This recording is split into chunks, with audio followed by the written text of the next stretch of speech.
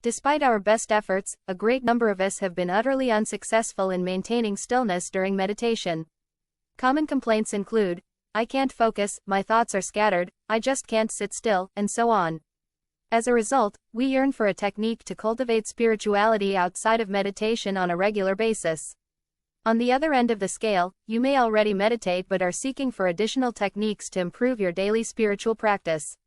The good news is that there are countless methods to embark on our road back to ourselves. The path to enlightenment is not limited to meditation. Recall that the goal of meditation is to raise one's consciousness. Even if you find it difficult to sit still or don't have enough time to meditate, there are just 10 simple activities you may do on a regular basis to experience calm and function from higher frequencies.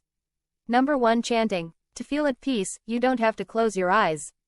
Spiritual chanting, whether we listen to them or follow along, can help us heal on a deeper level. Try listening to the chants before going to bed or while driving, even if you are unable to understand them because of a language barrier. Or whenever you need to re-establish your rhythm and flow in life, which can happen at any time of day. Number 2. Learning mindfulness, not meditation. While mindfulness calls for you to pay attention to your surroundings while participating in other activities, meditation is typically connected with sitting still. It's not nearly as difficult as it seems. Begin with a modest amount of time each day, as little as 1 minute, and allow your mindfulness to grow along with the activities you engage in.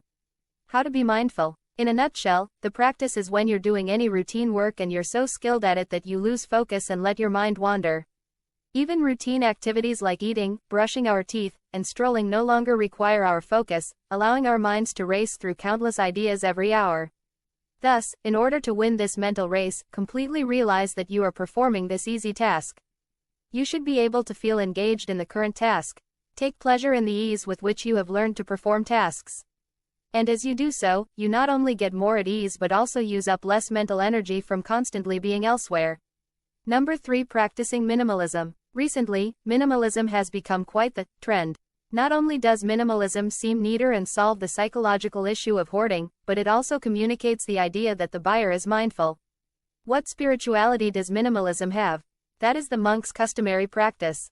Relying less on the external world and more on your own inner resources in abundance. Focusing less on the outside world and finding satisfaction in things that are immaterial. Any purchases you make in the future should only be necessary items. Even if you make fewer purchases, you may still look attractive and update your wardrobe by investing more in high-quality items. This enables you to establish a no-waste policy by making the most of what you already have. Examine your current purchases and get rid of anything you haven't used in at least a year. It's easy to identify someone as a hoarder if they are constantly stockpiling or won't part with old belongings.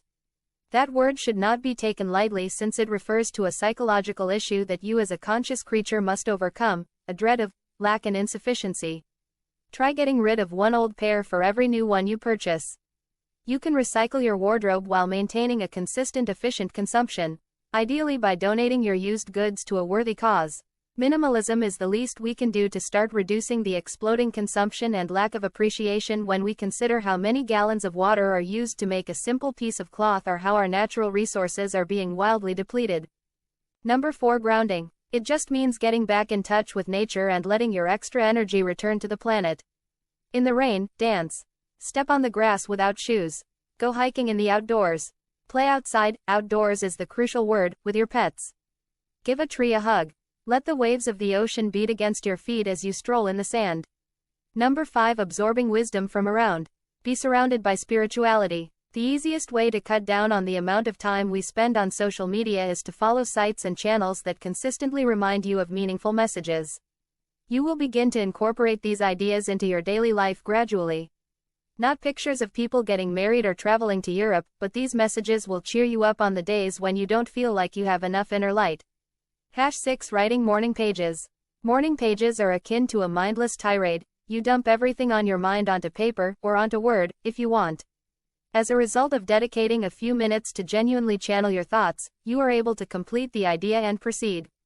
Writing helps you let out your frustrations and slows down the process of meditation, as the mind can be like a child addicted to sugar when it comes to jumping from one unfinished thought to another. But journaling isn't only about morning pages, of course. #7. Reliving and releasing your pain through therapy. Anything that helps you focus on the here and now is beneficial. And what could serve as a more potent reminder that you're protected right now than a negative memory? I know, counterintuitive. In the exact moment, we are always okay, as someone once said. We can recognize the lessons hidden in our suffering and learn to value the present moment when we actively explore our anguish, or darkness. A higher quality, less number of thoughts that help us accept life in all its forms is also the ultimate goal of our spiritual journey.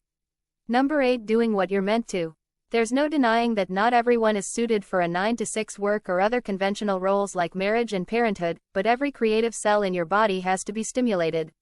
Regardless of who you are, you will become more creative and in tune with your inner child as you grow more spiritual. And the other way around. No matter how busy you are, try to find even 10-minute bursts of time to engage in more of your passions. For example, use watercolors to create a small artwork the size of a napkin rather than a large canvas. Number 9. Trying energy healing. There are several amazing healing methods, such as pranamic healing, Reiki, and crystal healing. These can also help you up your spiritual game and for some, even become a career, even though they are not meditation. Examine them and give the exercises a try, you might be pleasantly surprised. The focus of therapy and other psychology-based healing modalities is on mental growth, which is where energy healing differs from them. However, you can also embrace more of the ethereal and inexplicable aspects of your development if you're willing and open to it.